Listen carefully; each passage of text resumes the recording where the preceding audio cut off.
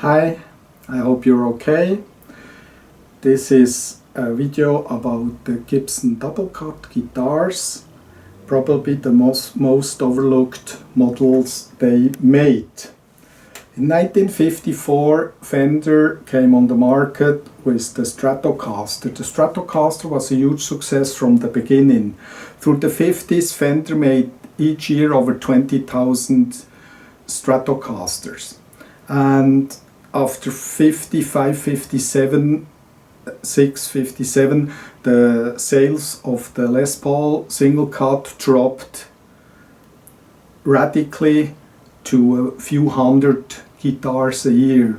So Gibson was keen to got in the back in the market with a double cut. So they started to bring on the market after the mid-50s the Junior and the Special. The Junior had just one P90 pickup and the Special had two P90 pickups. Gibson with these pickups, those are P90s and they are called the soap bar. It's like a soap bar. They are the more expensive one than the ear dogs because the soap bar you can adjust with the screw, you can heighten and lower. This is a dog ear, and as you can see, it's fixed on the body of the guitar, not adjustable. You can't heighten or going lower. Gibson Les Paul and SGs. The cutouts are named Florentine. The Florentine means when both cutouts comes the same way. As you can see, it's like a wave. Also here, the Les Paul, you can see they come up the same way. So they are the Florentine cutouts. The ES335, it's not like a wave. It comes the other way than the outside. And when they go together, they are named the Venetian. So a rounded cutout that meets in the middle, it's a Venetian cutout. And if it comes the same way up, like a Les Paul, then it's a Florentine. Then in 1960 they stopped the Junior and the Special, the Les Paul production, because they started with the Les Paul SG. And the Les Paul SG was a double cut guitar. It wasn't available as a single cut. And between 1961 and 1963, the SG, Les Paul SG, was a huge success. They built three versions: the custom shop, the standard, and the Junior. And Gibson sold over 6,000 guitars each year in 61, 62, 63. Then they lost the right to use Les Paul's name, so they changed it in SG single solid guitar. So they changed it in solid guitar. And then in 1968, Gibson restarted the Les Paul line, and then they thought it would be good to try to get back in the double cut market. Beside the SG is a thin body, flat, not arched, a flat top, thin body, quite lightweight guitar. 61 on, they also made the Melody Maker as a double cut. The Melody Maker was the cheapest Gibson guitar, came on the market in 1959. And then in 1961 they started to produce a double cut Melody Maker.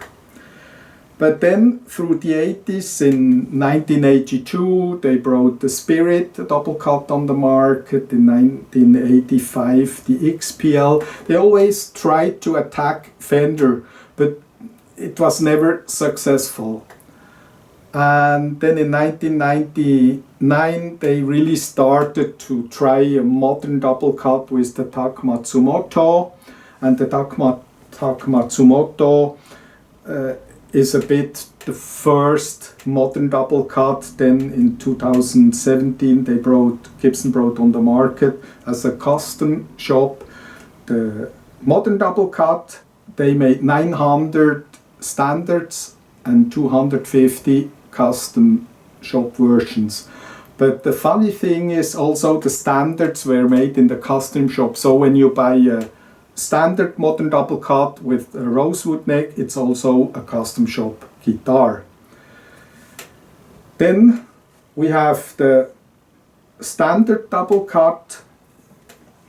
This one is a 2014. They were in the same price like the standard, and this 2014 is one of my favorite Les Paul. It's extremely comfortable to play, beautiful rounded neck, and upper fret access is great. You can play up to the 22nd fret. So the standard is beautiful, made on the same level as the standard, great guitar. Then under the standard they also make the junior and the special. They are around $1,000 and probably one of the best ever built electric guitar, the SG. The SGs are available for an absolute fair price. They are all around $1,800.